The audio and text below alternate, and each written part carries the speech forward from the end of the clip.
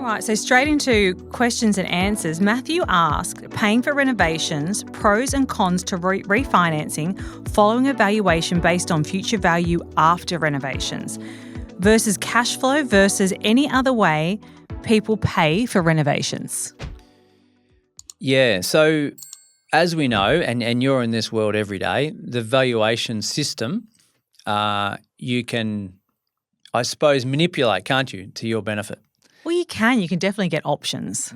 So we always say, let's get 3 valuations done. Yeah. It's like, okay, let's get 3 valuations regardless of whether we've done a reno or not. Let's get 3 because the extremes of valuations and opinions on these valuations can vary so much. Like I had one was $150K difference from one value to another.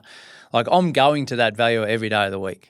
Yeah, and whether that lender, and whether you're renovating or whether you're looking to invest or whether you're looking to get, I guess, or while the market's great, getting some cash out now, knowing that you can use it later. The valuations are so important, and like you said, the 3 will make sure your valuer is fair.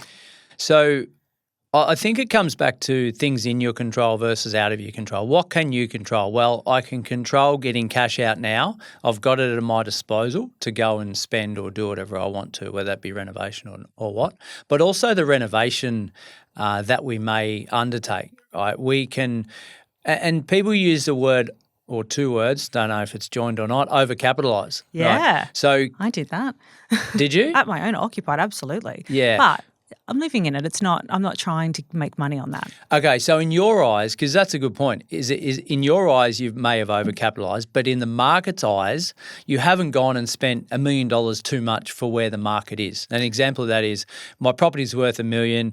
I put $1 million reno into it, so now it should be worth $2 million, but the highest price in that suburb comparable is 1.5.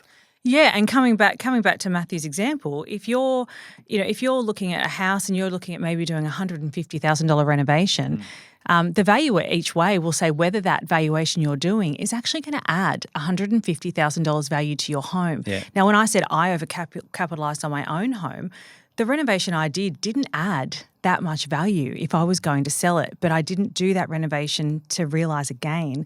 I did it because I wanted my family to have the beautiful things that I put in it. Really? You didn't think about wealth creation? I didn't for once. This is amazing.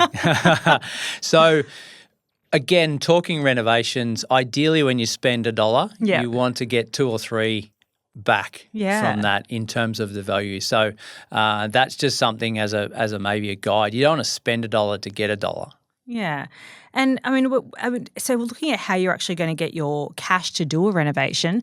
If you go and see your broker and get a valuation of your property now or 3 valuations, you can see whether you can get the equity to do the renovation out now. So if you've got the equity and the income to get that cash out for your renovation, that's the easiest and most simple way to do it. But if you're doing a major renovation and let's say you don't have the equity now with those valuations, you might need to get what you're saying like a to be completed valuation, and that's very different. That's when the valuer comes out and says, if you put this kitchen and bathroom in, it will be worth this, and then you can borrow, the bank will lend it to you on that value. Yeah, which is really strong advice to do that, isn't it? You need to look at, well, what will it look like and what are comparables in the street that have a similar finish to what I'm about to do.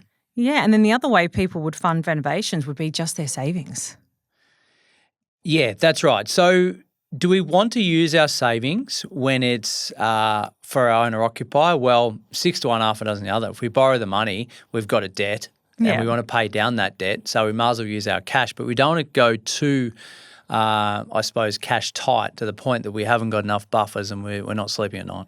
Yeah, that's right. And I mean, the renovations that you're doing, it's like with what we don't know the answer to this question is what are the reason for your renovations? Are they to sell the property, which is that, or is it an investment property? It'd be a very different strategy than are you doing it because you want a lovely new kitchen? Yeah, absolutely. And if it's owner-occ, generally it's what you did, like I want to make this a beautiful home for me and my family. Yeah. But it may be to upgrade as well.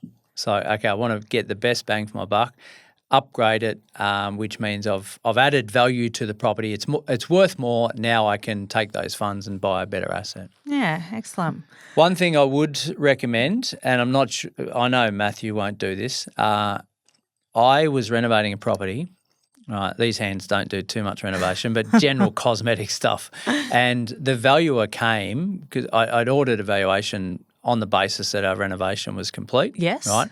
The valuer came a day early. Oh. And the front door was literally off because I was painting it. Oh, no. Guess what happened? He put that in. He gave you a knock. Yeah. It's got no door on it. We're valuing it with no door. I'm like, dude, the door will be back on tonight.